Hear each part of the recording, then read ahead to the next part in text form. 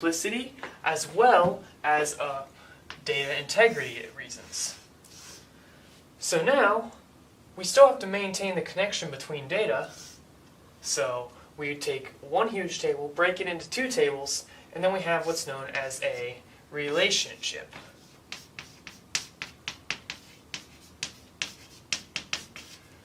There are multiple kinds of relationships, and we'll be talking about that in the next video. But for this video, we'll be talking about the general concept of relationships. So relationships talk about entities. An entity is anything we store data about. So this is an entity,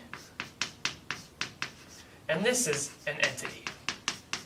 And they are related in some way. They're connected. There's a relationship between them. This eraser is crap. Die! Ah!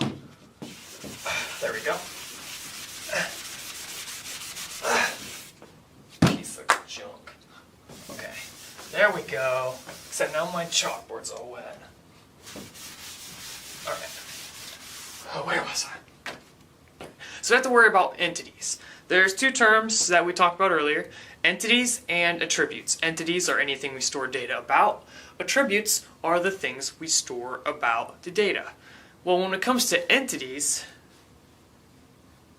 attributes are what we store about the entities. So basically we have entities, and then we have the attributes for that entity, right? And then we have a different entity. So that is part of our database design. We figure out all of the things we're storing data about. Think of like a college. We could store information about the student, the professor, the classes, the faculty, the whatever else. So we can have multiple entities and then multiple attributes about that entity. And then we can have a third entity. So just think student, professor, class. This is all part of our database. So our database structure consists of three entities and attributes about each one of those entities. What's an example of an attribute? Well, it could be the student's name, the student's address, the classes they're taking, the whatever. It doesn't really matter. They're a major. That's another entity. We could have an entity about the majors, such as science or whatever else. And then we can have attributes for that, like the classes that are required to get that major, how long it takes, and so forth. That will become part of our database structure.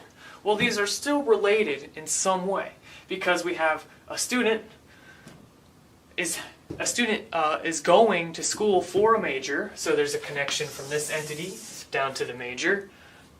So let's just replace these with alright, here's student, and then, okay, that looks like crap. Can have, let's put some specific examples in here. We could have a student, we could have a professor, just gonna put prof, and then we could have class, and then we could have major. Well, a student goes to school to get a major, a student takes classes, the classes are taught by a professor, the professors typically have a specific area in that they teach, so they might be part of the major, like the teachers for that major, whatever, students. Yeah, you get the point. Everything's connected. So when we design relationships, that tells us how we want to structure our tables. That's going to make a lot more sense in the next video. So I just wanted to introduce the idea of relationships in this video. The next video will be talking about a specific kind of relationship.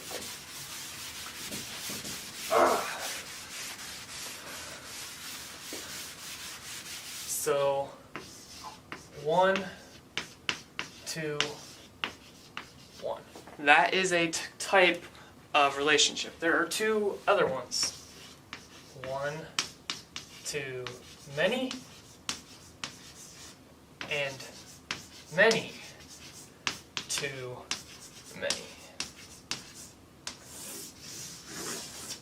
Here are our three types of relationships, and we will be talking about each one of these individually in the next 3 videos. This one will be over one-to-one relationships. So a one-to-one relationship basically just means that one entity has a connection with one other entity, and that's all they can have. I like to think of a marriage. So we have a husband and wife.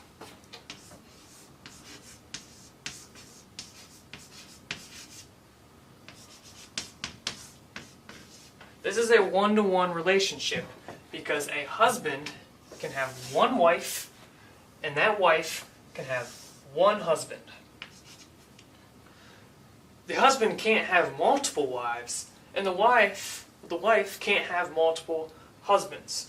It's one-to-one because one entity is limited to one other entity. This entity is also limited to one other entity. It's a one-to-one relationship. So another example of a one-to-one relationship would be a social security number. Alright, so a social security number in America is basically just a unique number every citizen is given. There are, I think there's occasional repeats, although generally you think of a social security number as being unique to one person. So we define it as a one-to-one relationship, even if there's possibilities of being repeated data. One person only has one social security number. Generally that social security number is only supposed to have one person. So we have a person, and then we have a social security number. One person has one social security number. One social security number is assigned to one person. If you want to draw out your relationships, you can say person has one social security number assigned,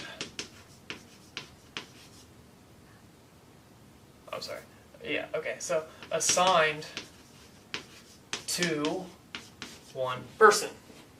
So a person is assigned a social security number is assigned to one person. We would not, even though there's a possibility that the social security number might be repeated, we wouldn't design it this way because that's like saying the social security number is supposed to be assigned to multiple people. It's not supposed to. It's supposed to be unique for the person. So we design it as a one-to-one relationship. We're going to be talking about a one-to-many relationship in the next video, and then a many-to-many relationship. And after that, we'll be talking about how we design this within a database. How do we structure our tables? In the previous video, we talked about a one-to-one relationship. That is one of the 3 kinds of relationships that we can have. The other one is one-to-many.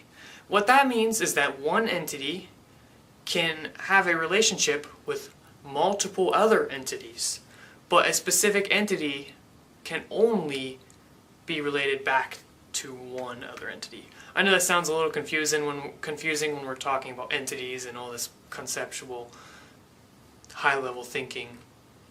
But think of it like comment on a website. When you go onto YouTube or whatever and you go below, you can leave a comment on my videos. That comment is only owned by you. It has your name. That is a one-to-many relationship.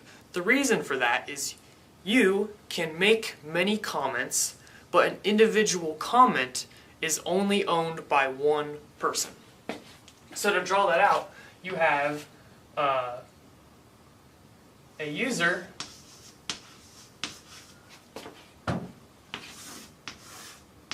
and we have multiple comments.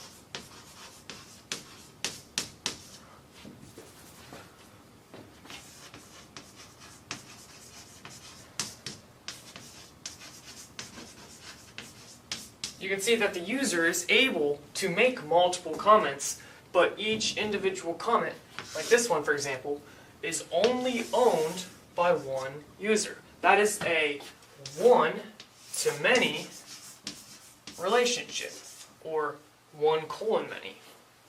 Can you see that? Yeah, I think you can.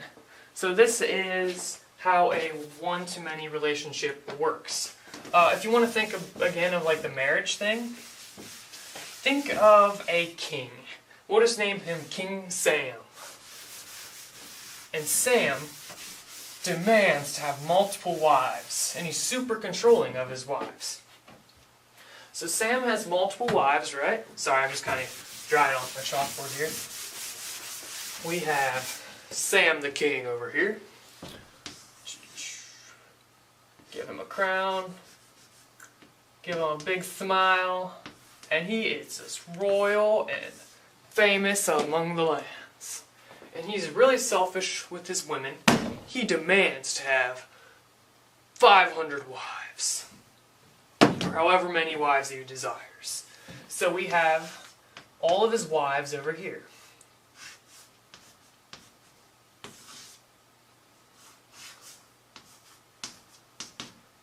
So he has these two wives, and then he has this wife over here.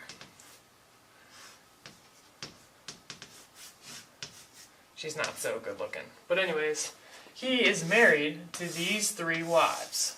Although he's very protective and very selfish with his women.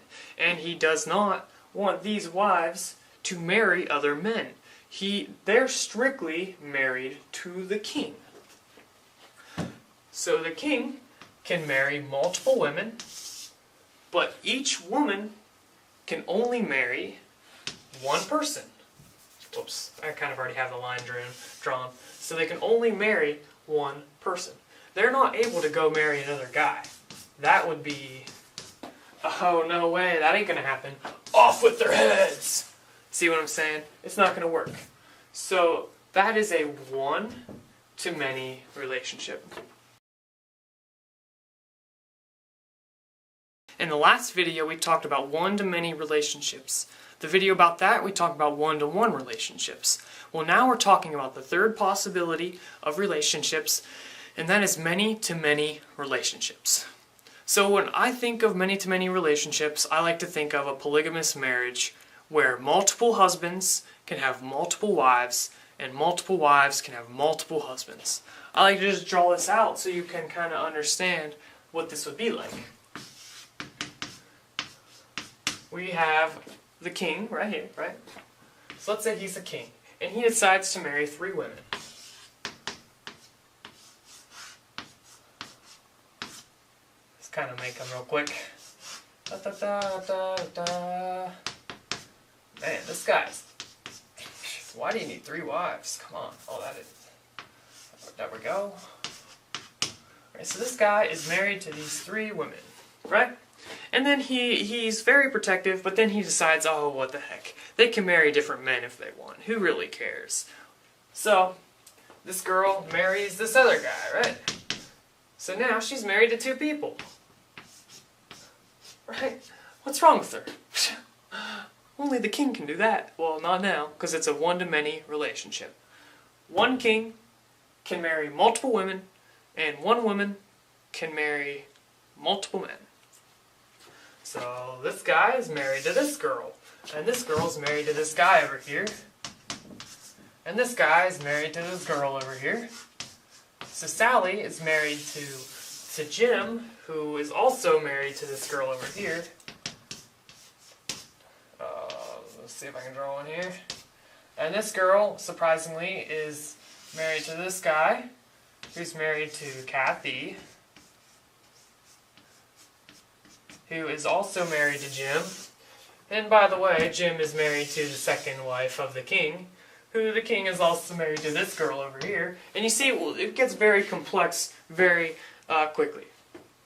That is an example of a many-to-many relationship. Now, obviously, you're not going to be storing like stuff like this in a database. So let me think of a practical example real quick.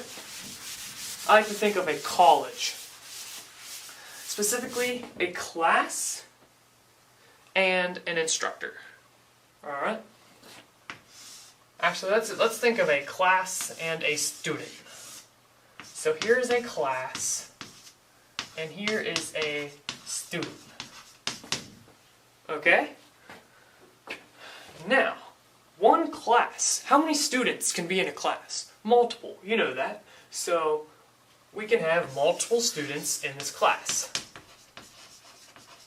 Let's draw boxes for quicker. So let's say all these boxes are students.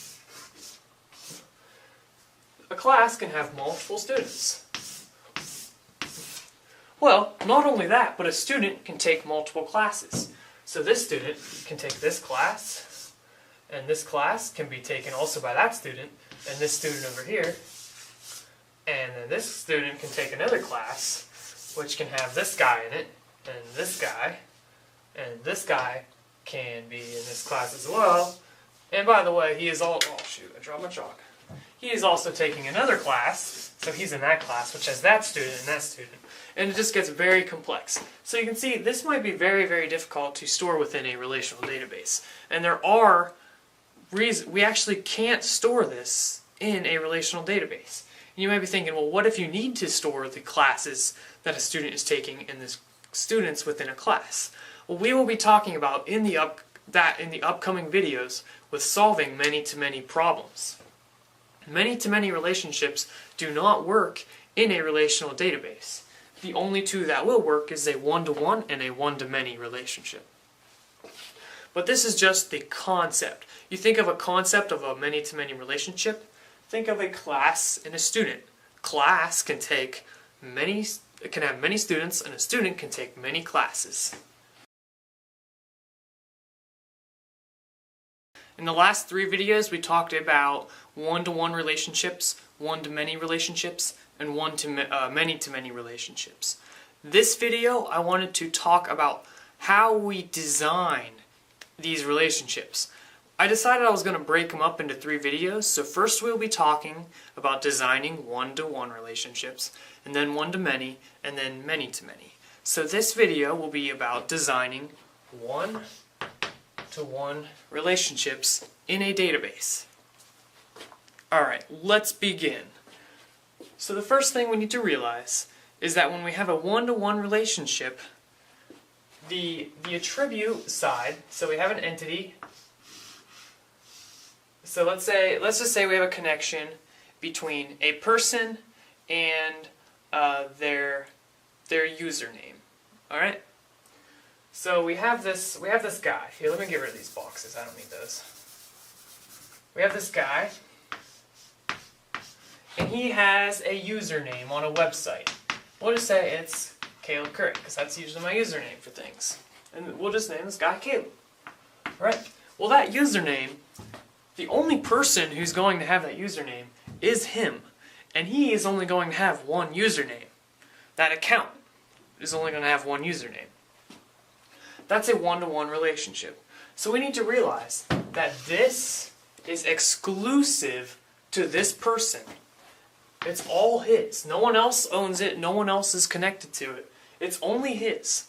So that means we can often store one-to-one relationships as attributes rather than entities. So rather than his username being an entity, it's an attribute. If you don't really know what that means, don't worry, I'll be explaining in just a second. But just think of it as it's exclusively his, so that is it describes him. What is this guy's username? It's Caleb Curry. It's an attribute of that person. When we're talking about one-to-many relationships, though, or many-to-many, we think of like a class. The students of the class are not exclusive to that class. They can take other classes. Therefore, it wouldn't really make sense to store them as attributes because it's not really, it just doesn't make much sense. And I know It'll be clear. So just wait a second. So we can actually have a table. The relationship between the account and the username of the account can be stored just as a column within the table. So we have an ID, and then we have a name, for example, and then a username. This username is exclusive to this ID of this person. So like 6 Caleb Curry. That is how we would design a one-to-one relationship. We would put it within the same table. And if we have a new row within our table, we now have a new person. This person can't have another username like Caleb Curry. They have to have a different one. So we can make it John123. This name is exclusive to that person. So we just store it as a column within our table. Make sense? So here are our individual rows. This points to this ID. It's an individual entity. So the entity is the account. The username is an attribute to that account. There will be occasional times when we store a one-to-one relationship over multiple tables. And I will explain now when that would be the case. Let's just think of an example of a database for a credit card company. We have a relationship between the card holder and the card. So, by card holder, I just mean the person who gets the card and can use it to buy things. The person who owns it, pretty much. And then we have the card. Alright, now let's just say this company only allows you to have one credit card. So this card holder can only have one card, and this card can only be owned by one card holder. That means we have a one-to-one relationship. 1 to 1. How would we store this in a database? Well, if we just went with the attribute thing that we talked about earlier, here's what it would look like. Here's our table, and I'm just going to list the columns. So we have the card holder table. First thing is we would have like an ID for the card holder. We would have probably card holder's first name, the card holder's last name, and then we would have the card. So we could say, well, that's their card. Let's say we could assign every card an ID or a card number. So we could say card number. If they have a card, we can give it a value. If they don't have a card, we can leave it null. Well, that can be considered an attribute of the card holder because all these point back to the card holder. Now, if we want to store more information about the card, such as the issue date when the card was given to the person, so we could say card issue date. Well, now we can see that this is relying on the card, not the card holder. So if we want to store extra attributes about the attribute in the one-to-one relationship, we can move that to a new table, and we can make it a card table, give it an ID, and then we could say card number, and then issue date. Now we can store as much information about this card. So if we want to store the max amount, the late fee, pretty much anything we want to store about this card can be stored in this table, and we can replace this card number with a reference. So we can have a card ID, and that points back to this ID. You see what I'm saying? This is a one-to-one relationship over multiple people. Just like this card has a connection to the card holder, there's a one-to-one connection over multiple tables. The reason we did this is so we could store more information about the card. Because if we stored it all in one table, we would have bad database design. And I'll show you why in just a second.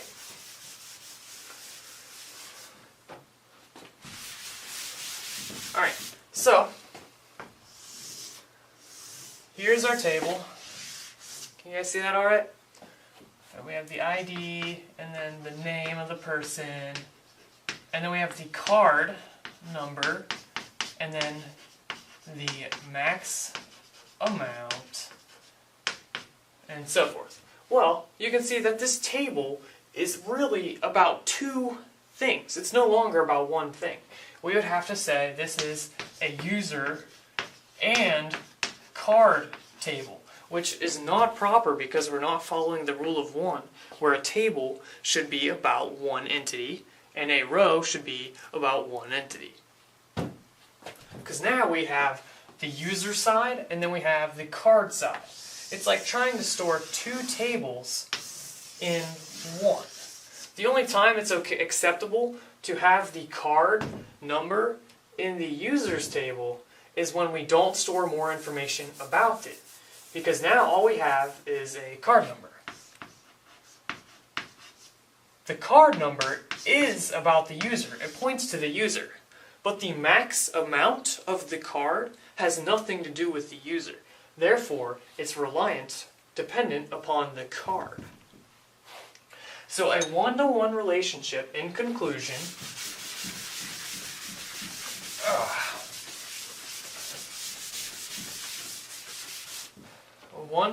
a one-to-one relationship, the way it is stored is either an attribute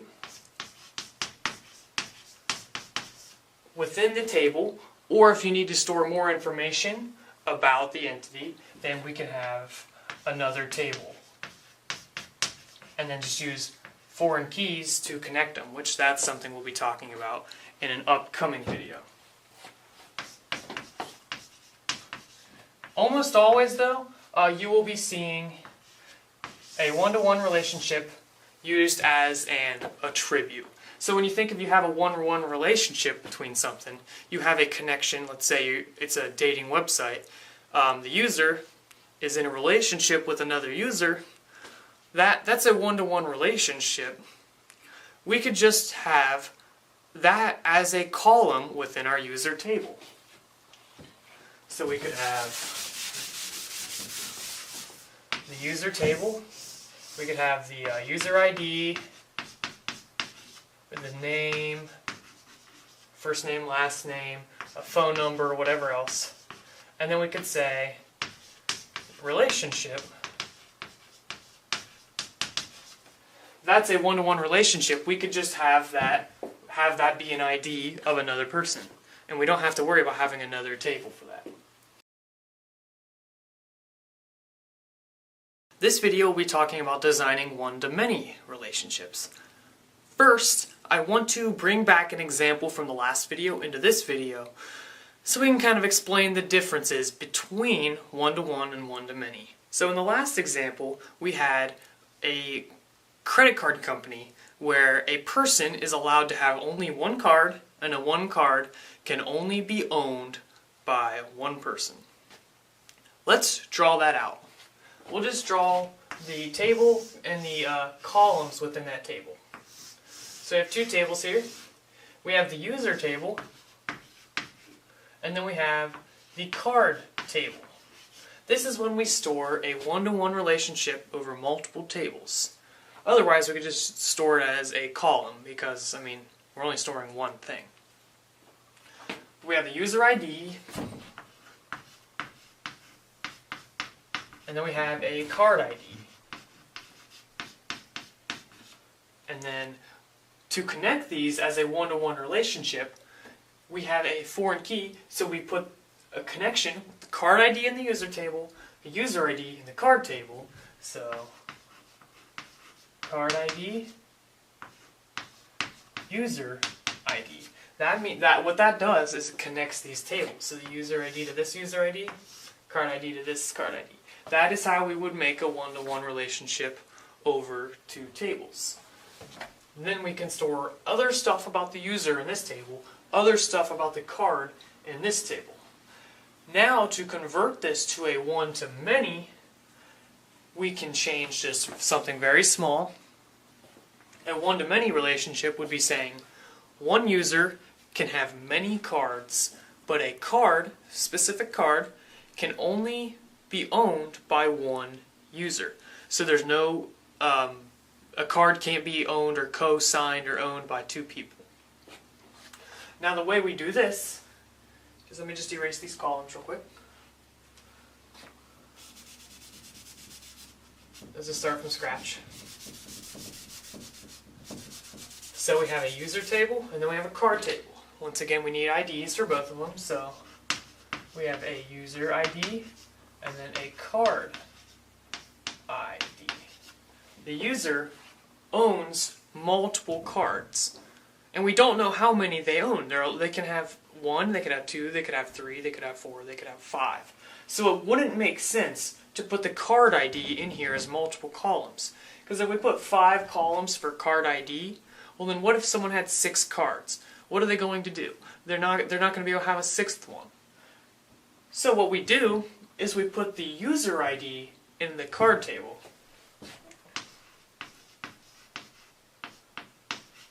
Which points back to the user ID in this table. So now, if we made specific examples of this, let's say we had this guy here. Let's give him a top hat, yeah. Alright. So we got this guy right here, and his user ID is 63. Just random generated number by the database. Well, we also have cards over here. So we have this credit card. We have this credit card. We're actually drawing our cards here. So we have the barcode and the name and the codes and all that crap. And then we have this card over here. We make a connection. We want all of these to point back to this guy. So we give it a user ID. We could say the user ID 63. 63. 63. So now we know that each card is owned by the user with the ID of 63, which we can figure out is this guy. Whatever his name is, we can join that. So now we store a one-to-many relationship in two tables where the many side gets a foreign key to the one side. And if you don't know about foreign keys, that's fine. Basically, in simple terms, a foreign key is just that ID connection. This user ID is a foreign key that points to the user ID in the main table. Foreign key points to the primary key in the primary table. This is also said to be a parent-child relationship. This will be the parent because every single child has to point back to the parent. That is how we store a one-to-many relationship in a database. So how would we know if we had this example? We had comments, a comment section on a shopping website. So you're allowed to leave a review. Yeah. Let's say you can leave a review. And we had this table, this table set up. We had the users, and then we had the reviews. And we had a user ID, and then we had a review ID. I just give that to every single table. I give every table an ID. Then we have the username, and then we have the actual review. So the user has a username, the review has the actual comment, and we could say we have a review title. So we could say like, oh, this review is this product sucks, or this product's really awesome. And then we can have a paragraph saying why that product's awesome, for example. Right now, this is not properly designed because there's no connection between the user and the review. Because if we look at the review table, who posted the review? It doesn't say. All we have is the review ID, the review, and the review title. It doesn't say who posted it. So if we put a key, a foreign key that points back to the user table, that would say that is the parent, the person who posted that review. So we could have a user ID which points back to the user ID in the primary table. Is this a one-to-one relationship, or is this a one-to-many relationship? Well, this, we could have multiple reviews, and each one would point back. So we could have another review, and we could have the same ID. Let's just think of some examples. Let's say we have the review ID of 6, and then the review is awesome or good, and it's by the user ID of 62. Well, then we could have another one with the review ID of 7, and it could say, great. And then we could have it from the user ID 62. Well, these are both from the user ID 62, so we could say this is a one-to-many relationship because multiple reviews point back to one user. If we wanted it so a user can only post one review, well, then we need to put the review ID in the user table. So now we have this sort of like this double connection thing here.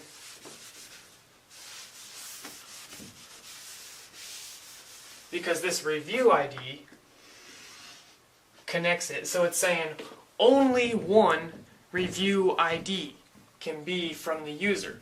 And honestly, this could probably be improved because the review is not necessarily connected to the user that directly. For example, if the website is solely for giving one review, well, then we could give it a review ID. But that might not be the best example simply because the user might buy multiple products and each review could have a product ID. You see? So, I mean, it kind of gets complex and you just kind of have to study. But the review ID would probably be best to make it a one-to-many relationship because it wouldn't really make sense to have it as a one-to-one relationship. We wanted it as a one-to-many because multiple reviews for multiple products can be given. So this points to a product, this points to a product, this points to a product, and they're all by a specific user. Alright, so yeah, that's just some basic design concepts that you will need to understand. When you have a one-to-many relationship, just store it over two tables and give a foreign key to the many side pointing back to the one side. Before we start the many-to-many relationship design, I wanted to talk about parent-child relationships.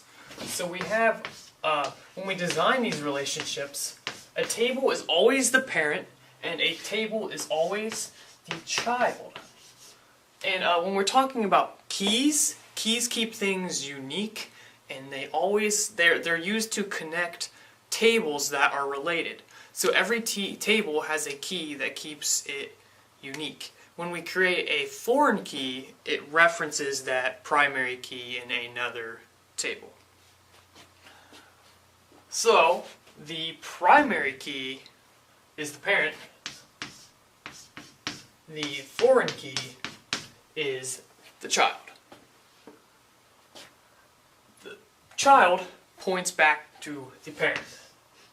It inherits the values from the parent. For example, the parent's ID is 86, then the foreign key pointing back to the parent is 86. It's the child. So in a one-to-one relationship, where we just store everything in one table, which is the most practical way to do things, we don't have to worry about primary keys or foreign keys. We just have one table, and that's all we have. Then we have columns within this table. So we have the user ID, the password, the username, the whatever else.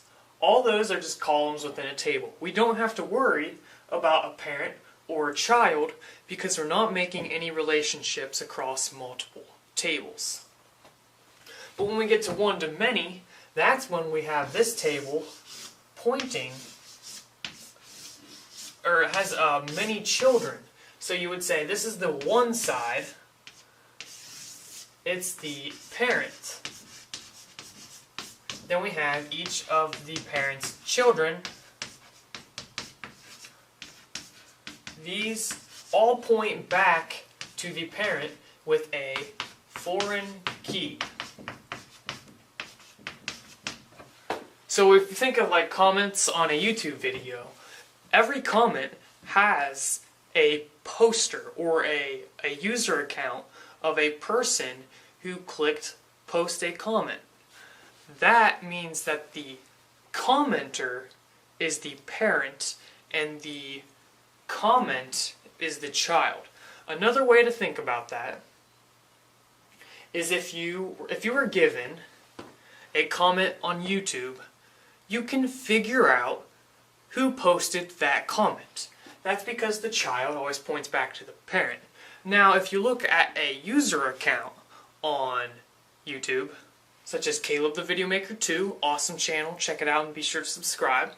Well, you don't necessarily know every single comment that parent has given. There might be a feed in there that says recent comments, but when we look at the child, we always know the parent because it inherits the values. But the parent doesn't inherit anything from the child. Think of like in real life, you can see a married couple and you don't know if they have children or not. But if you see a little baby, we think, alright, that baby has a parent or parents. That's the similar idea with database design. Think of this wall here between the parent and the children. The children inherit values from the parent, such as the foreign key 87 that tells us who the parent is. That is important. I know it seems like, okay, who really cares who's the parent or child? Just get on with the database design, you noob. I'm going to unsubscribe. Well, this is important because when we get to understanding how to design each relationship, we need to understand where we put the foreign key. Which table does the foreign key go into? That is decided by the child because the child always has the foreign key that points back to the primary key. So, user ID, primary key. User ID, foreign key. Points back to the primary key, user ID. So foreign keys always go in the children, primary keys go in the parent. When it comes to many relationships, we have problems with parent-child relationships, and that is why we can't store many-to-many relationships in a database. And that's what we're going to talk about in the next video when we talk about many-to-many relationships specifically. But just know that when we have an entity, I want you to think of whether or not it would have a parent. A lot of the times it would, but other times not so much. But if you think of an order for a store, an order needs a parent because an order is when you buy product. Who is buying it? Someone has to buy it. Otherwise, it wouldn't exist. The child would not exist without the order. So let's relook at this. This is the user, and this is the orders. we can't have a child without a parent. Logically, it just doesn't make sense. So if there's no parent of the order cannot exist. We need to keep that connection. An order needs someone who bought that order. Hopefully that's kind of making sense. So yeah, just keep in mind parent-child relationships. I'm not trying to repeat myself, but I'm trying to repeat myself so you get this drilled in your brain. Foreign key goes on the child, primary key goes on the parent. And soon we'll be talking more in depth about keys. So just for now, memorize primary key and foreign key. Primary is the user ID. The foreign key is a reference to that user ID. It's in a foreign table and it points back to the original table. This video will be about many-to-many relationships. Boom. And we're talking about designing many-to-many relationships. So, I said a couple videos ago that we have problems when we design many-to-many relationships. They don't work out right, and I mean, I never really explained why. Well, this video, I'm going to explain why. Let's think of a good example. A college. A class can have many students, and a student can have many classes. So we have two entities we have to worry about. We have the class,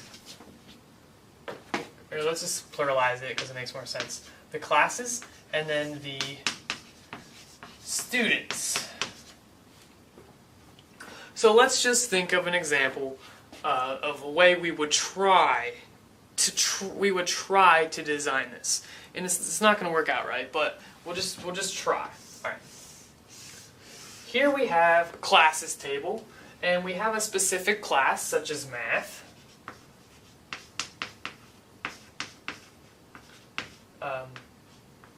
Math 101, whatever, really. So we have math. You can't even read that. My handwriting's so bad. So we have Math 101. And then we list all of the people within this class. So we have student number 1. And then student number 2. And then student number 3. Alright, well, we can try that, except what if a student drops out? Well, then we have a null value, which we don't want to have those if possible. And what if we need 4 students? Well, that's not going to work because we only have 3 columns. So, how else could we do it? Well, we could try just having students. Well, then every single column could have, like, 100 students, and we already learned about the atomic rule. We only want one column to store one value, one student. So what do? Well, okay, that's not going to work. Let's try over here. Let's try it on the student side. We have a table for students. So we have Jimmy, and he's taking the first. All right, yeah, let's list the columns. So we have the name. And then we have class number 1. And then we have class number 2. And then we have class number 3. Well, that's cool. What if he wants to take 4 classes, though? Well, then we have to add a new column. And let's say someone psycho crazy guy takes like 20 classes. So now we have it all the way down to class 20. And then a new person comes to the school, and he only takes 1 class. So now his first class is like math, and then there's 19 columns for that guy who are empty, because we have to have the columns for every single person. We think of it like this. If we drew that out so where you could see it better, we would have a table, and then we'd have the ID of the person, and then the classes. So we'll just put like class 1, class 2, class 3, class 4, class 5, class 6. Let's just leave it at that. And we'll just kind of make rows for these. And we have a new guy sign up. So we have a guy with the ID of 6. And his first class is math. Right? And then his second class is geology. And then Spanish. And then fashion. And then biology. And then chemistry. And then we have a new guy come. And his ID is 8, and he only takes signs, right? Well, now we have null, null, null, empty, nothing. We wasted all of this space.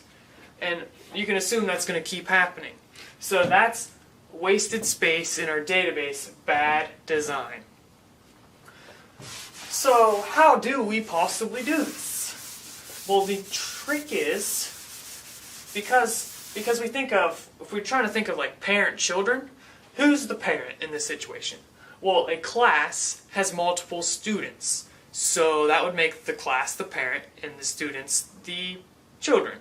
But a student can have multiple classes. So that would make the student the parent and the classes the children.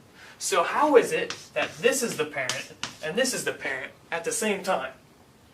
That means this points to a child and this points to a child. So this parent is the parent of this parent who is also the child of this child.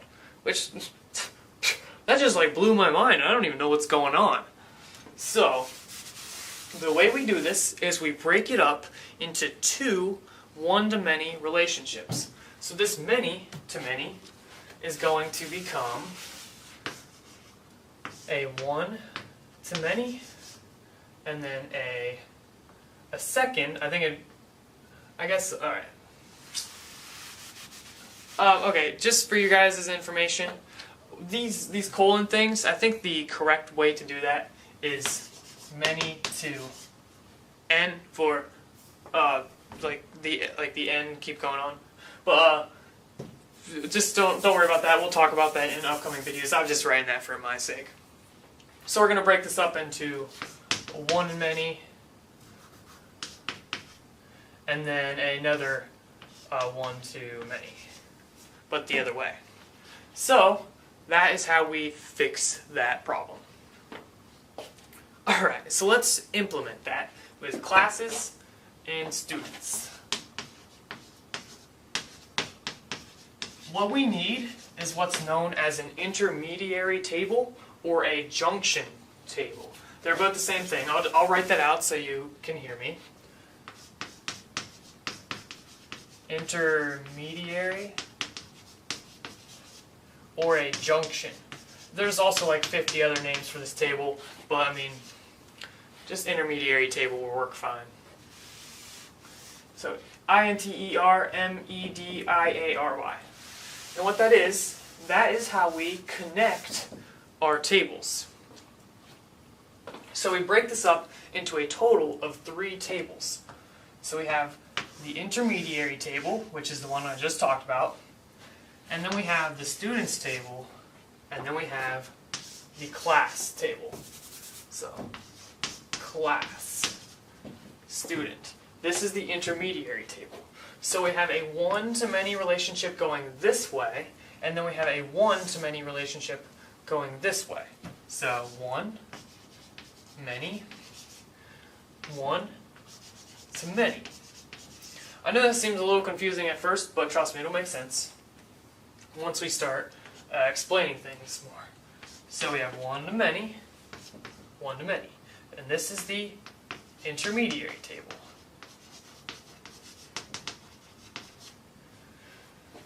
Alright, so let's just draw this connection so we kind of can visualize this a little more. Kind of like split this to see how it works. So we're storing the many side of both relationships in one table. That's because we know that a one-to-many relationship is spread out over 2 tables. So 1, 2, 1, 2. The 2, it's being shared. So what would we name this? We would say, like, we could name it class students, for example.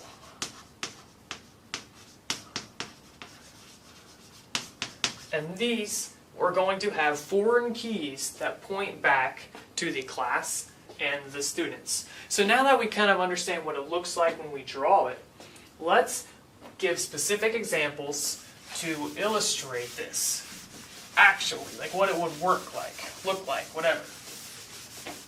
Alright, so let's say we have our classes over here and our students over here. Okay, first things first. We have math. We'll just keep it simple. Math. Science. I mean, obviously it'd be more in-depth, like Math 101, Math 205, or 1200, or whatever. And then we have English. But just for simplicity's sake, let's say these are the only 3 classes in the college. Alright? Then we have all of our students. We have Caleb, we have Celeb, we have Khalib, and then we have...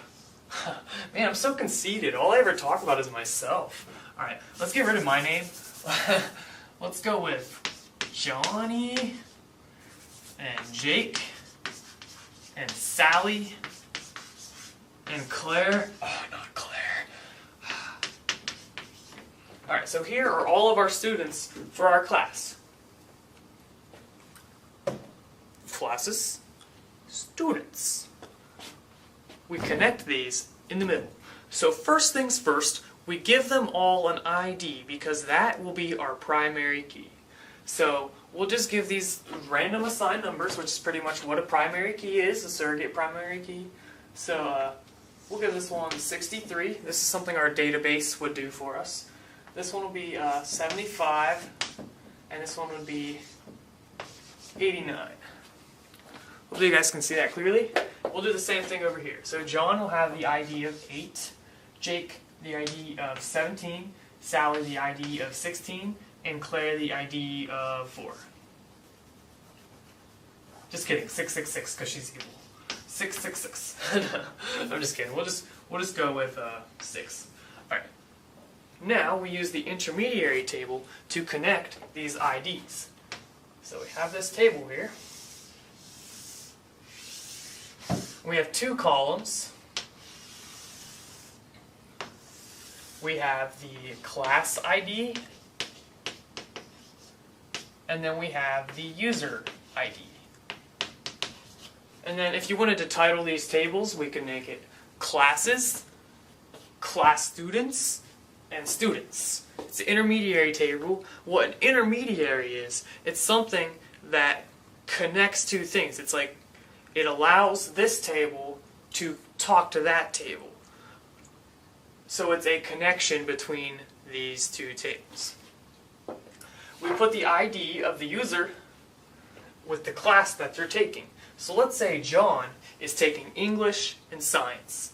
We would have 8, 75, 8, 89, writing really big, I'm going to run out of room really quickly. And what this does is using this intermediary table, we can figure out that all of these user IDs point back to a specific person, and these IDs point back to a specific class. We are not repeating data because we need to know the user of this class ID. This is a foreign key pointing back to one specific value. So that means if John decided to drop out, well then we have foreign key constraints to get rid of these. That way we don't have to worry about incorrect data or users. I guess this should, I'm sorry, this should be like students, sorry. But we don't have to worry about students who, we don't have to worry about students being enrolled who don't exist. So that is the solution to a many-to-many relationship. This video is getting really long. So Sally could do the same thing. We could say 16 and then 75. She's taking science. Claire, she's taking math. We can keep going on if we really wanted to. We can make this table as big as we wanted. And basically this is the easiest, best way to use as much databasing resources, storage, as possible, as well as now we solved the parent-child relationships. That's because we have the parent over here, we also have the parent over here. They point to the child table. So this child table becomes the child of both of these parents. sort of how in real life, every single person has two parents, and the person is this entire row. I mean, okay, so yeah, applying that to this, the parent is the class and the student of the class, and the child is a row where we have both the class and the student. This right here needs to be unique. It's an individual child. We can't have 663 again, because that's saying Claire is taking science and math. Claire's taking math and Claire is taking math. That doesn't make sense. So this right here is unique 63 to 6. You can't have it in there twice. So the child is an individual connection between the parent and the other parent. So yeah, that is how you properly store many-to-many relationships. And I know all these relationships are kind of complex and you don't really understand with like a stupid chalkboard. But like I said, we will be getting into on-screen computer videos in the introduction. I mean, I said that in the introduction. We're not going to do that introduction because that wouldn't even make sense. So yeah, we will be explaining these concepts and then we will be applying these concepts to actual databases once we get through all of the database concepts. This video will be a summary of all of the relationship garbage that we learned, and basically this video is just going to be like all of it in one, and it's going to be awesome, and it's going to make a whole lot more sense after this. So the very first thing that you need to realize when it comes to relationships is that there's not always a defined relationship for every circumstance, and it's sometimes it's something that you have to decide on your own. So in my old database design series, which if you want to check that out, just go to my YouTube channel. A lot of people were confused about, okay, is a student to class, is that a one-to-one or one-to-many or a many-to-many relationship? Well, that's something that you're actually going to have to decide on your own sometimes. So you have to think logically about the application of the relationship. So let's think of the example of a class and a professor. What kind of relationship is that? I don't know. Let's try to find out. So we have the class, and then we have the professor. People would ask me, like, okay, what kind of relationship is this? Well, it depends on the application. It can literally be all three. It just depends on what you need for your application.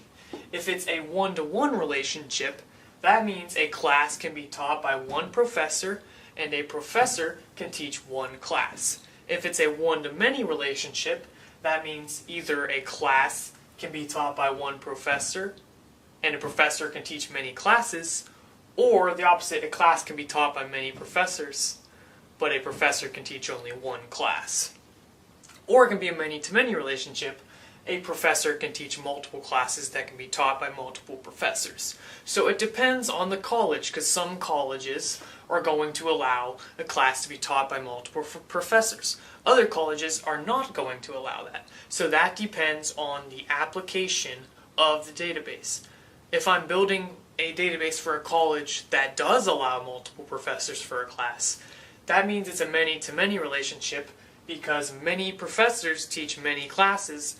Many classes are taught by many professors.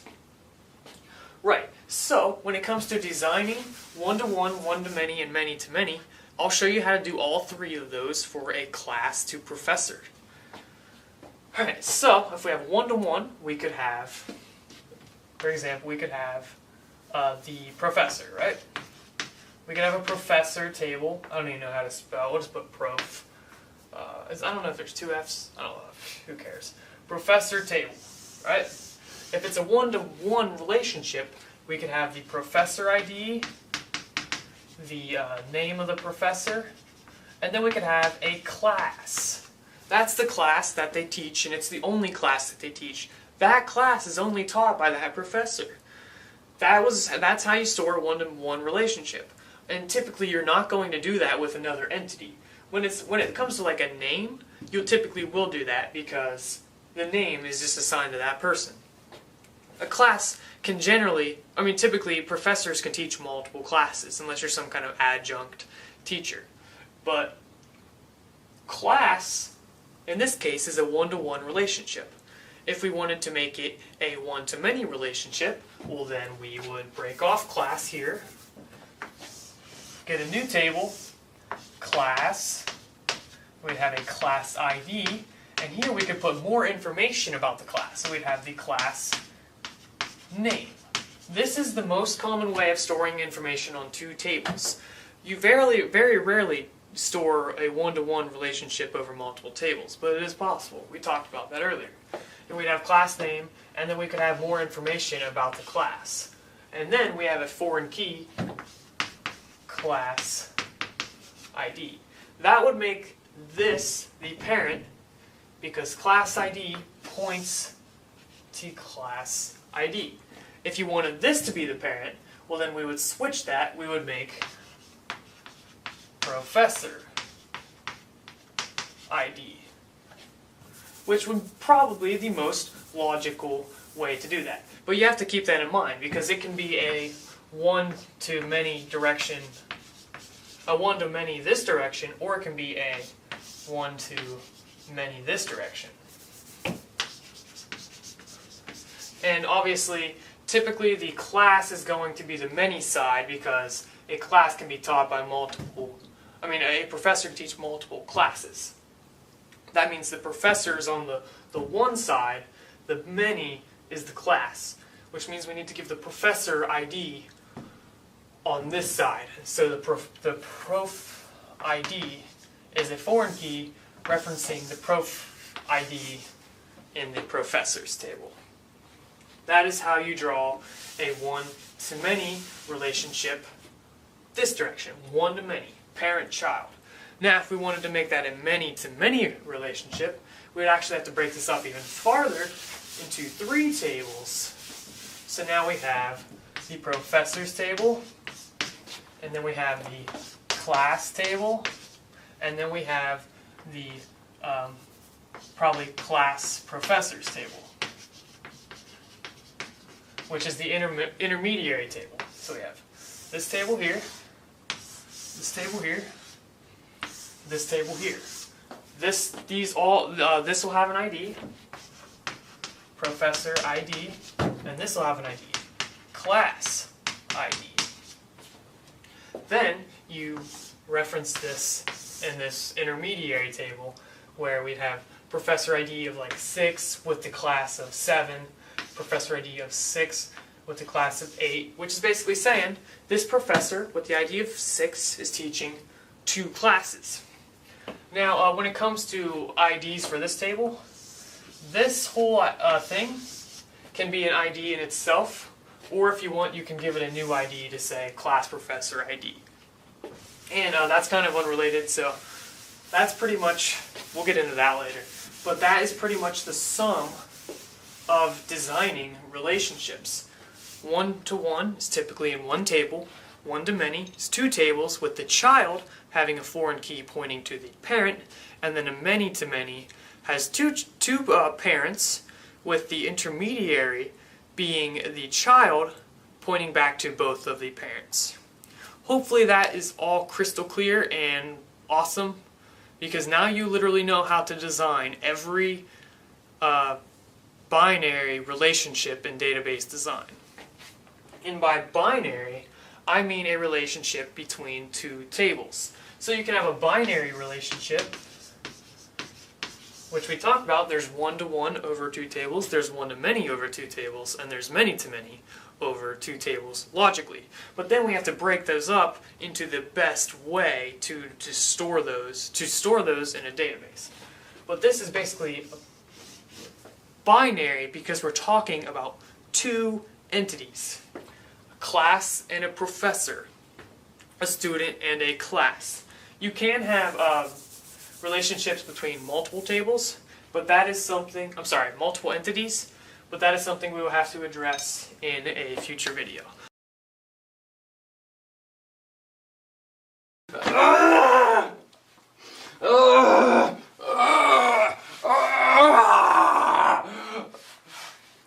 Oh! Didn't see you there, guys. Anyways, in this video, we're going to be talking about keys. So, a key is not something you use to unlock a door. Keys in database are something else. A key keeps everything unique, basically. That's the easiest way to remember what a key is. So when you think in a database, we kind of structure things in tables. I mean, we don't kind of do that. We do that. We do that. Ha ha ha ha. Anyways, if we have a table here, we have the columns, which are the attributes of each thing. So, like, let's make it a user account table, because that's always the easiest example. So we got user. So that's the title of the table. Now each individual row within this table is going to be a new user. Each column is going to be a thing about the users. So the columns can be username, first name, last name, password, and email. Just for an example. I mean, you can really put whatever you really want in there. Well, a key is something that is going to separate this row from the rest of the rows.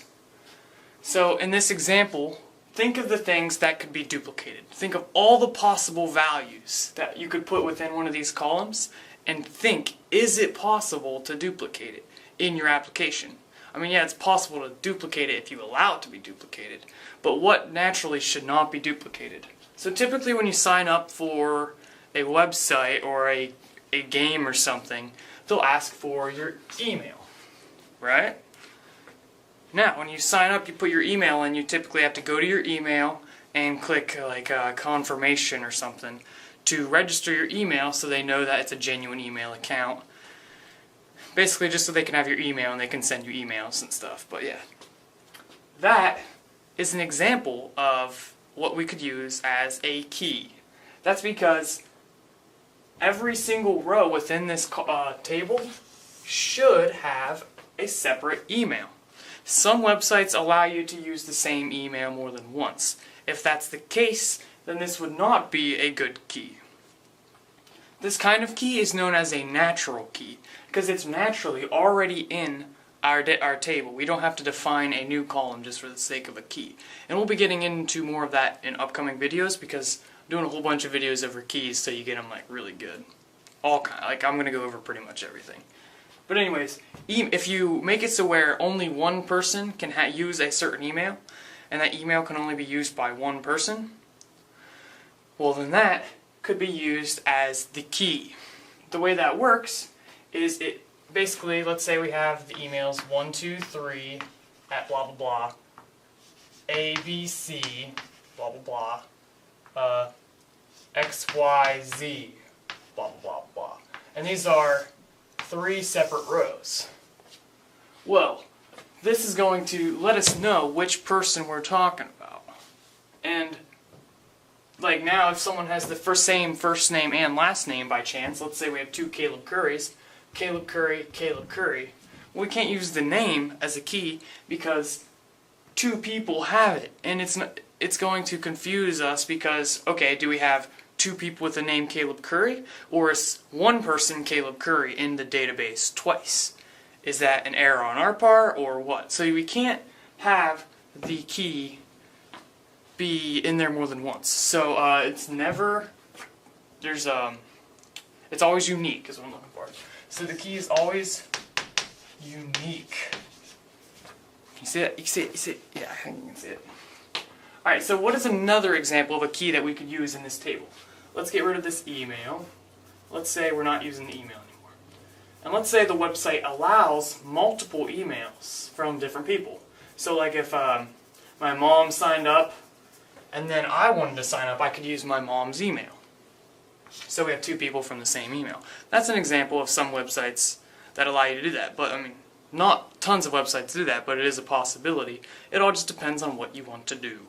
It's up to you because, well, I guess it's up to the, if you're making a database for yourself, well then it's up to you. But if you're making it for someone else, then you get their rules and you follow them. let's think of some other ones. Alright, well email, let's just say it's not email. Password. Well, that's really a bad one because passwords, they're not necessarily unique because two different accounts can have the same password. And if you didn't allow that to where they could have the same password, you'd try to put in a password for your new account and it'd be like, oh, this password is already in use. And then you're like, oh. So then you can try that password on other accounts and try to hack into people. So that would not be a good database design, obviously. So password, that ain't going to work because not every password is unique. First name, last name, it could possibly work, but it's really bad. Maybe first name, last name, and middle initial or middle name. But even that, there's people with the same first name, last name, and middle name. So and that's first name won't work, last name won't work, and the combination of first name and last name won't work. And yes, keys can be a combination of two columns. We'll be getting into that too. What we have left is username. Well, a username is a generated word that is used to represent your account.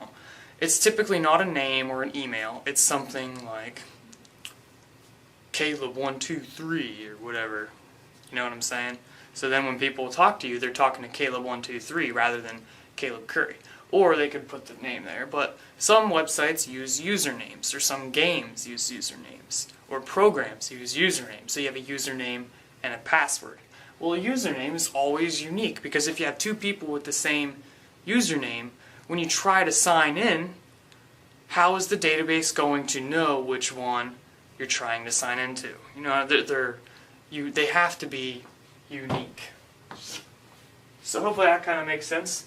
That could be used as a key because we could have the username Caleb C, and then we could have dog123, and then pie. These are three different people.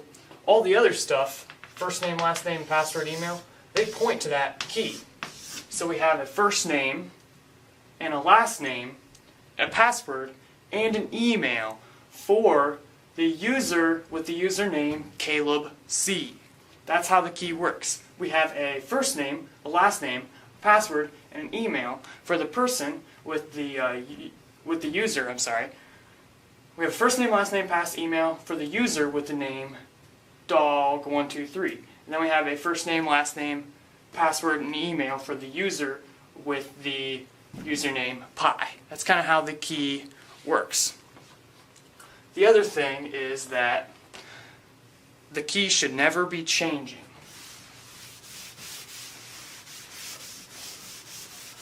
So the second thing, never changing. Now why is this? Well, that's because when we create keys, we use them to kind of structure our entire database. Everything points towards the key. In the last example we had, I'll just draw a key for representation. Let's say this is the key, and we'll just say it's the username, right? Well, every other column points back to that key. So we have the name of the person, we have the password, and we know that these are pointing to this specific person. If we got rid of this key, and now we have two people with the name Caleb, with the password pie,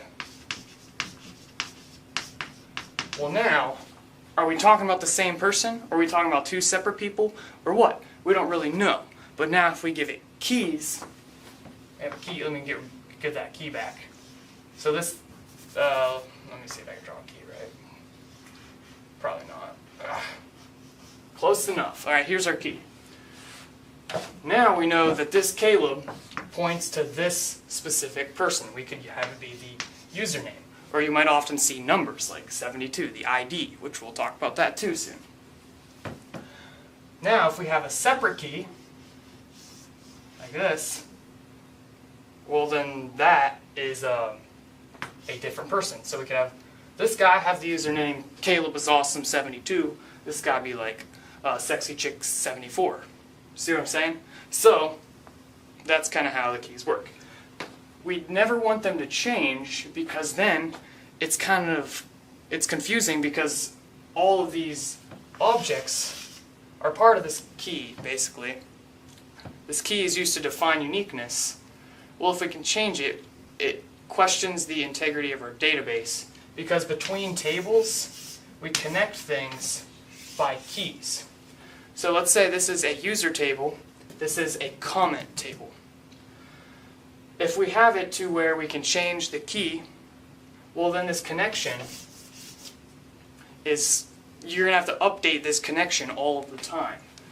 Now if we have 50 tables connected to this user table, I'm just going to draw 4, just to make it simple. I won't draw all 50. Well now, when we update this key connection, so we have a comments by a user, we have sales, we have friends, we have messages, whatever, it doesn't really matter. Well then we change this key, well that means every single one of these connections are going to have to update. That requires a lot of work from the server. Make sense? So we don't want them to change, because we don't want to have that extra work from our database. So that's one thing. Unique, never changing. The other thing, these are just 3 general rules. There's some other suggestions and stuff, and I'll get into that soon. But the other thing is never null. That means empty or no value. So when we have a table and we have a key value, let's say we have a user ID. This guy's 6, this guy's 5, this guy's 4, this guy's 38. It doesn't really matter the order. And then we have their name, and whatever, blah, blah, blah.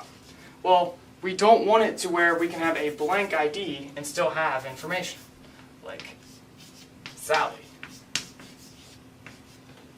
This Sally doesn't have a key. That is another thing we do not want to do with our keys. So here are the 3 main rules, and we'll get into more in upcoming videos. But a key should always be unique, never be changing, and it should never be empty. You should not allow a row without a key. This video I wanted to talk a little bit more about introduction to keys, although I'm going to go just a bit off topic, and I'm going to talk about indexes. So I don't think we talked much about these in this series yet, but we are going to be talking about an index. Alright, so what's an index? I'm not going to be explaining every single detail of indexes, because we're not really talking about indexes in this video, we're talking about keys. So I'm just explaining enough so you understand how this relates to keys. So think of an index. Best example I have is a book. So if I have a really awesome book like physics or something, well, what I can do is I'm like, oh, I want to know about this. I can flip open to the back, right? And I can travel to the index. And I can be like, oh yeah, ooh, that looks nice. Page 7,832. And then I can read about that.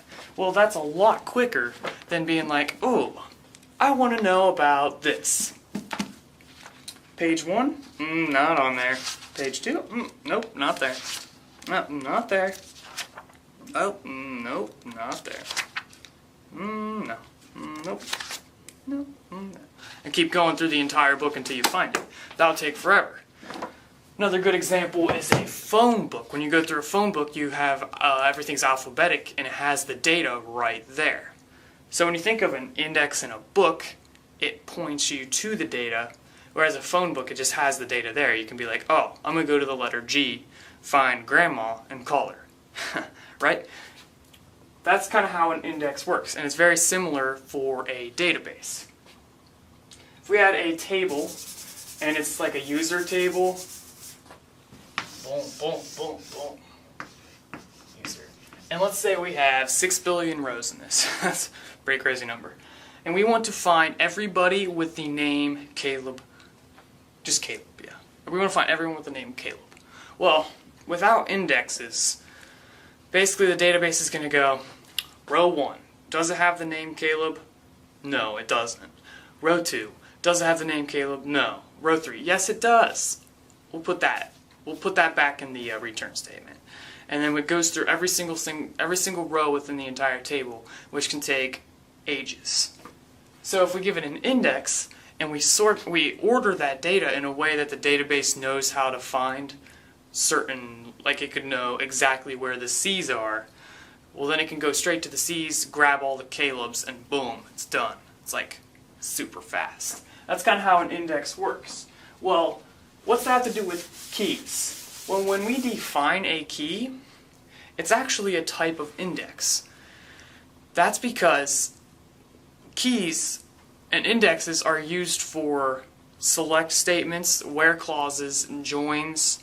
So if I could do something like select everything from users, for example. Here's just like a SQL example. I mean, it'll vary from whatever programming, like relational database management system you use. But this is a general example. And then I could say, where, now this is where I specify, holy cow, sorry, dropped the weight, it's holding my books. Anyways, I'm selecting all of the columns, and then I want to select every column where first name has the value Caleb, for example. Well, that's how we would do this. This right here, this whole where thing, well, it's best to have an index for that. Another thing we commonly do are joins, which is basically combining two tables. And I'm not going to go into all the syntax for all that. Basically, if we have a table over here, users, and then a table over here, comments, and we want to generate a new view where we have all of the comments from a user and all of the information about that user, we could have a new generated view where we can join these statements. And how does it know how to join it? It uses the key, right? So if we have a primary key, and let's say we used username. So the key, I'll draw the key here.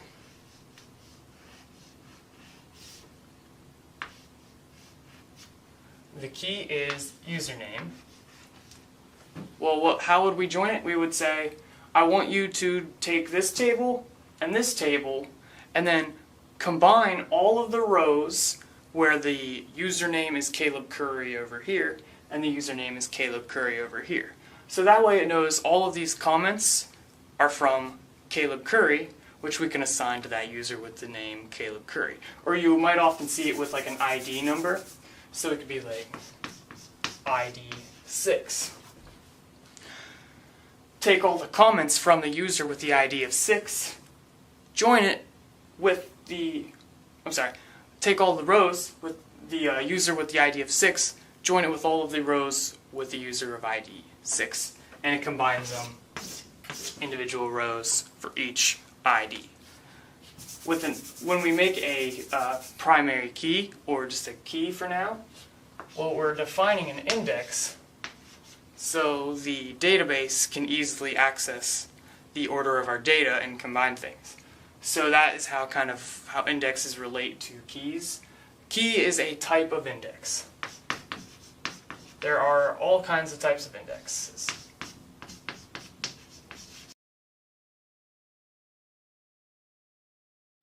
Look up tables.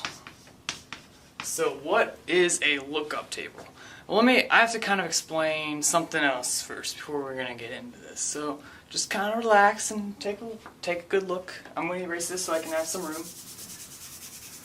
So let's say we have a membership table or membership database, and we have a user table or members table, and within that we have like a membership status, okay?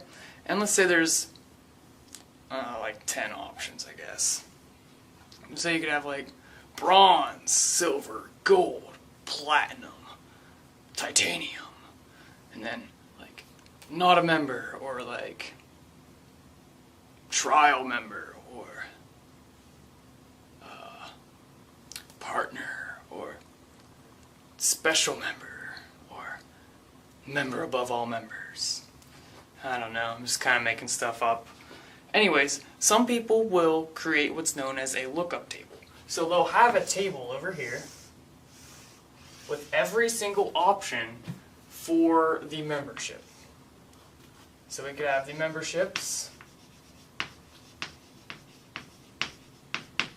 and then within here we would have each individual row is one of the membership statuses, right?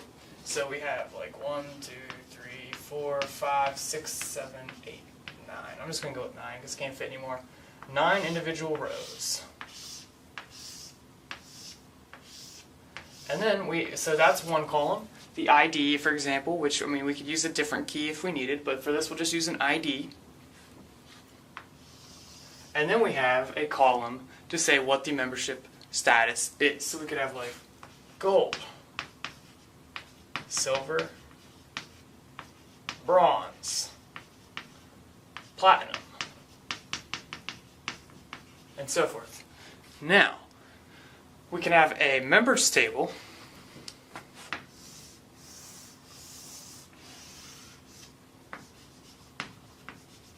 and then a column within this member table can reference the key of the membership. So remember, like 1 or 2 videos ago I talked about how keys make connections between tables? Well, this is how that's done. Here's an example of a connection using a key.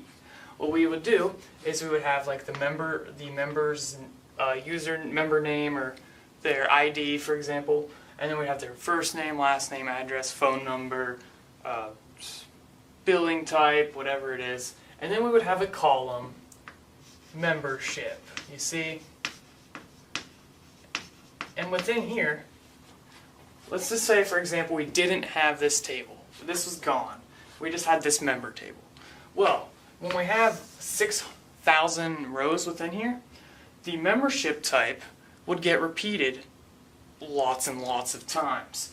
We would have like gold, gold, gold, gold, bronze, platinum, platinum, platinum, bronze, gold, platinum, bronze. And go on for all of the rows. And that would work. That is a possibility for your database. I'm not saying it's going to cause your database to explode or you'll get fired or anything. Well, unless you're told not to do that, you might get fired. That's a possibility for the database design. Now let's think, what kind of relationship is this? One member can have one membership, and a membership can have multiple people having that membership. So it's a one-to-many relationship. The one side is the membership. You'd have one of these, and then you would have many people using that. So that means, if you remember from the relationships, we need to take the key from this one and put it over into this table. And now, if we add this new relationship in, we don't have all of that repeating data because all we do is reference one individual row. And there's some other benefits to that, which I'll explain in a second. So now we could be like, rather than gold, gold, gold, silver, bronze, platinum, we could have 1, 1, 1, 2, 3, 4 for all of our rows. And we'd still have individual information like Caleb, Jimmy, Jake, Sally, Sammy, and Sarah. Well, when we do this little connection thing, we have a new connection between these tables. We're taking the key of the membership, which is this column right here. So here's our key.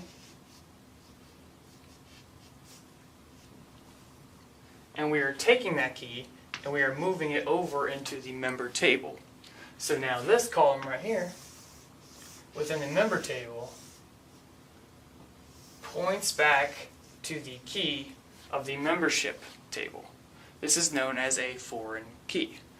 Now, this will help protect the integrity of our database.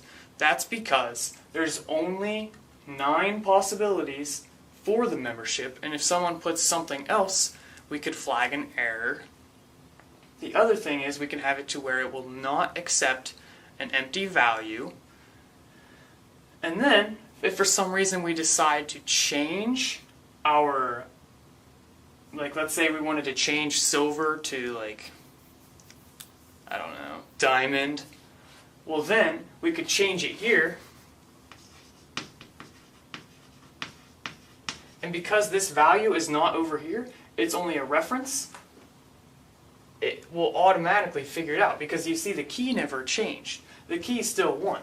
So 1 still points using 1. So this connection is still here. The value, oh, I'm sorry, I guess it should have been 2. Whatever. You get my point though. We can change the name of gold. We can make it epic, if you want an epic membership. Well, now, we didn't have to change 6,000 rows within our member table. We only had to change 1 row within our membership table, and all these connections stay the same.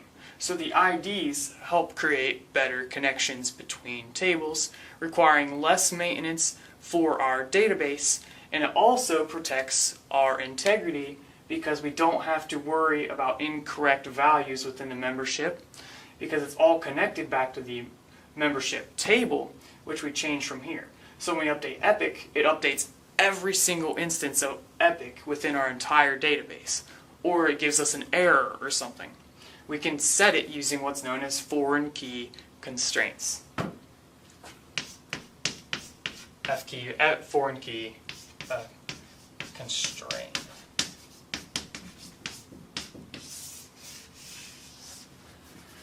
So because we're using what's known as a relational database, which is the type of designing we're doing right now, we have relations, tables, and everything is connected across the database. It's not all stored in one individual table, but to protect our integrity of our database, we create connections between keys. That way, we don't have to worry about incorrect data. So what do keys... Oops, I dropped my chalk. What do keys do for us? Let's write it out. Well, first thing, they protect our integrity. I made a video over integrity, so if you want to check that out, be sure to do that. So they protect our integrity. How do they do that? Well, we don't have to worry about only some values updating. If you remember, we had the members table, and when we updated gold and we named it epic, it updated every single row within the member table. So it protects all of our values, so it updates, less maintenance for us, less incorrect data. What else does the key do? Keeps everything unique. And you might have saw that in the member table, we used the key number 1 multiple times. We had 3 people with the member ID,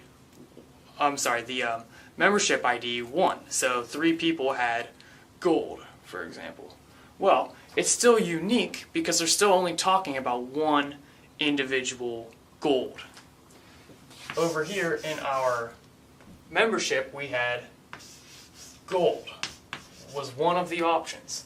We could have 3 people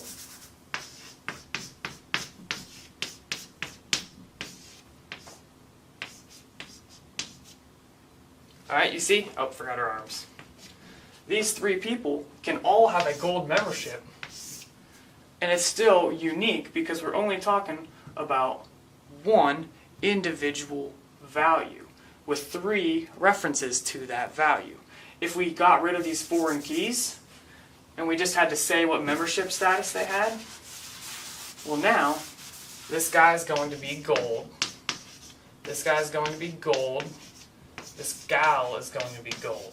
So now we have 1, 2, 3 times. That gets rid of the uniqueness from the key. So it protects our uniqueness. It improves our speed. So basically improves functionality of our database.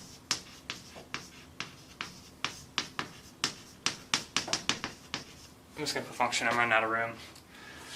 And it does a whole bunch of other things. Basically it makes updating easier, so less work for us. Because we don't have to go through manually and check every value, we can just update that individual value, you know? The other thing is it allows for added complexity.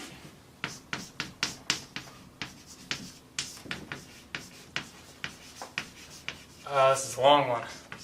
Oh, my hand's getting tired. Oh, okay. I doubt you can even see all that. Okay, so here's just some examples. I'll show you how we could say it allows for added complexity. Let's see. I'm going to redraw the example we had, but I'm not going to draw it super in depth, so don't worry. It won't take that long. We had members, and then we had the membership. All right. Now let's focus on this membership table. Let's make it a little bigger, actually. What we had earlier was we had an ID. We had 1, 2, 3, 4, and so forth. And then we had the title of whatever they are. So if you wanted to draw this better, you could put the column headers. So we could have like ID, and then we could say name of the membership. And then we could title the table. We could have it membership. Yeah, so forth. Well, what we can do, we can have added complexity because now we can add a new column. And we could say more about the gold membership. So we could say price. And we could have a monthly price of $60, for example.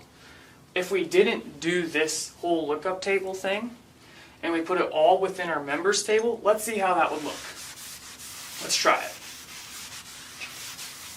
Alright, let's have the members table. And let's not even have a membership table. Well, now we have the guy with the ID 7, 89, and 3. And we'll have their names be Caleb, Tommy, and Tracy. So those are those 3 people I was talking about with the gold memberships. Well, what membership do they have? We got gold, gold, and gold. Now, how much does that cost them? 60, 60, and 60. Just with this little example of 3 people, we already have 4 unnecessary values because we have repeating data. We have G, and then we have G twice more. We have 60, 60 twice more. That eliminates the functionality of our database because we're having tons of repeating data. So you might think the best way to do this is get rid of this price. Well, now we get rid of the complexity of our database. And sometimes complexity is a good thing because it allows us to store more information. When we use the when we use the lookup table, we can just have that as another column. And we can put more things. We could have another column saying, how long does this membership last? We have another column saying, I don't know, special perks, or what can you use within our gym, or what can we use? And are we allowed to bring friends? What's the price for friends? We can do all that kind of stuff within this table and just reference that within the other table. It's only a set number of options, so we reduce the repeating data. If we wanted to do it all, well, we'd have to put each individual column, and we'd get tons of repeating data. You know what I mean? Yeah. So that is an example of how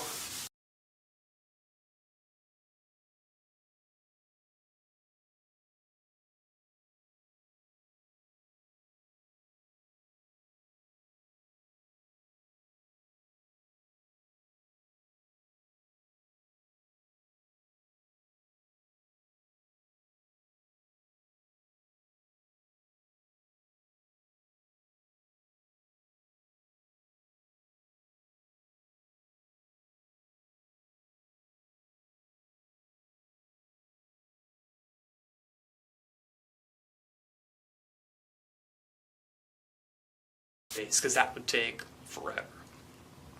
So that's very common. It's common for things with a set number of options. So like membership type, there's only so many options you can have. States sometimes. Sometimes people do it for sex, male or female. Some people do it for, I can't think of anything else right off the top of my head. But anytime there's a set number of options, they will often put a lookup table with the ID, the name of that option, or what that option is, like gold, silver, bronze, or male, female, or California, all the other states, Wyoming, Texas, Russia. I'm kidding. Well, then we only have a set number of options. So that's the then we could put more information about it. We could say male, and then like what the male